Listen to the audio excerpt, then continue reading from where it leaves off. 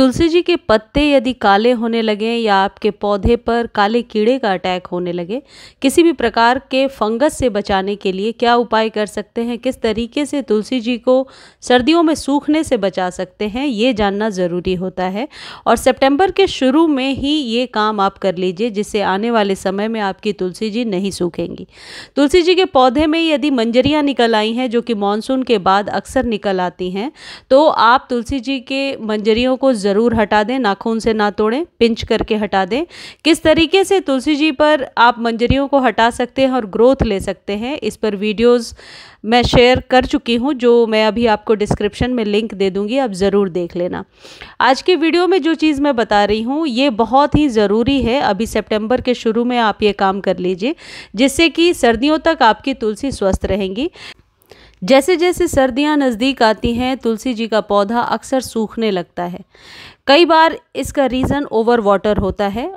तुलसी जी को हमेशा सर्दियों में ओवर वाटर से बचाना चाहिए, ताकि इनकी जो मिट्टी है गमले की वो सूख पाए। यदि गमले की मिट्टी कभी नहीं सूखेगी तो फिर पौधा कमज़ोर होकर के धीरे धीरे सूखने लगता है। हर एक 15 से 20 दिनों पर आप तुलसी जी के पौधे में गुड़ाई ज़रूर कर दें। गुड़ाई के बहुत सारे फ़ायदे होते हैं। तुलसी जी की मिट्टी या किसी भी गमले की मिट्टी यदि ऊपर से सख्त हो रही है तो गुड़ाई कर देने से पौधा जो है स्वस्थ दिखने लगता है और अपने आप ही मिट्टी जो भी आप खाद पानी देते हैं वो लेना शुरू कर देती है। और जो पत्तियां पीली हो गई हैं, आप चाहें तो उन्हें हटा सकते हैं, उन पत्तियों को।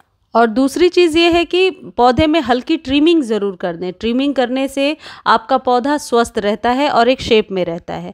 तुलसी जी को हमेशा गमले में लगाना चाहिए। ज़मीन में तुलसी का पौधा कभी नहीं लगाना चाहिए, कहीं पर पढ़ा था मैंने, इसलिए बता दिया आपको। और हमेशा गमले में मिट्टी के कंटेनर में 8 से 10 इंच का कंटेनर आइडियल होता है। मैंने 8 इंच के कंटेनर में लगाया है, लेकिन 2-3 सालों से मेरी तुलसी इसी में है। यदि गुड़ाई के दौरान आपके गमले की मिट्टी में कहीं कोई इस टाइप से वर्मी दिख जाता है तो उसे उसी में रहने दीजिए। वो आपके पौधे के लिए नुकसानदायक कभी भी नहीं है, हमेशा फ़ायदेमंद ही होता है। गमले की मिट्टी में वर्मीज़ का होना ज़रूरी होता है। तो मेरे तुलसी जी में एक आध वर्मीज़ हैं, अलग से मैंने नहीं डाले, ये इसमें ही पनप गए हैं, तो मैं इसी में रहने देती हूँ। देखिए, अब सेकंड चीज़ ये है कि यदि आपने गुड़ाई कर लिया है, आपने ट्रिम कर दिया और पौधे में यदि फंगस है, यदि आपको लगता है कि काले कीड़े से हो रहे हैं, तो आप हल्दी 1 चम्मच ग्लास में पानी में घोल करके और आप अपनी तुलसी जी में डाल दीजिए। आप स्प्रे भी कर सकते हैं या फिर ऊपर से हल्दी का पाउडर छिड़क सकते हैं। लेकिन तुलसी जी को सूखने से बचाने के लिए बहुत ज़रूरी है कि नाइट्रोजन युक्त खाद अभी आप दे दीजिए। तुलसी जी को खाद की ज़रूरत पड़ती है, भले ही तुलसी अपने आप लोग कहते हैं कि ज़्यादा खाद की ज़रूरत नहीं है, लेकिन मैं समझती हूँ कि जब गमले में हमने तुलसी लगाया है तो तुलसी जी को स्पेशल केयर की ज़रूरत पड़ती है। तो आप ये डीएपी के 4 से 5 दाने अभी सितंबर के शुरू में तुलसी जी को दे देंगे। यदि इस प्रोसेस से आप जाएंगे तो निश्चित तौर पर आपके तुलसी जी का पौधा नहीं सूखेगा। ये मैं अपने एक्सपीरियंस से बता रही हूँ, क्योंकि लास्ट ईयर के भी वीडियोस जब आप देखेंगे तो इसी गमले में यही पौधा लगा हुआ है और बिल्कुल स्वस्थ है। तो डीएपी सितंबर में तुलसी जी को देना बहुत ज़रूरी है। डीएपी आसानी से आपको नर्सरी पर मिल जाएगा। डीएपी क्या है और किस तरीके से वर्क करता है, इस पर कंप्लीट वीडियो चैनल पर है, आप देख सकते हैं। डीएपी देने के बाद आपको चाहिए कोई भी कंपोस्ट, गाय के गोबर की खाद हो तो बेहतर है। 2 चम्मच, यदि 8 इंच का कंटेनर है तो 2 चम्मच आप डालेंगे।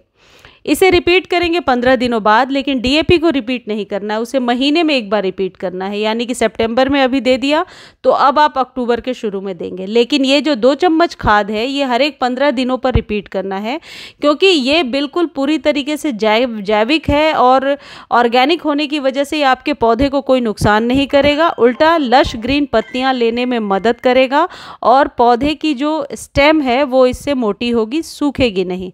तो इसलिए आप 2 चम्मच कोई भी गाय के गोबर की खाद या कोई भी कंपोस्ट, लीफ कंपोस्ट या फिर आप वर्मी कंपोस्ट गमले में डालिए और ऊपर से आप वाटरिंग कर दीजिए। अब इसको रखना कहाँ है, लोकेशन का पता होना ज़रूरी है। आप प्रॉपर धूप में रखिए। अभी क्योंकि धूप सितंबर में बहुत तेज़ हो रही है तो मैंने ऐसे जगह पे रखा है जहाँ की और भी पौधे लगे हुए हैं, यानी कि पौधे को प्रॉपर मॉइस्चर मिल रहा है। तुलसी जी का पौधा धूप में ही रखना चाहिए, शेड में कभी भी अच्छे से ग्रो नहीं होता है। और उसके बाद ये खाद देने के बाद आप वाटरिंग ज़रूर करें। जब कभी खाद देते हैं तो खाद देने के पहले गुड़ाई और खाद देने के बाद पानी, दो चीज़ बहुत ज़रूरी है यदि आप चाहते हैं वो खाद बहुत जल्दी मिट्टी में डिकम्पोज होने लगे।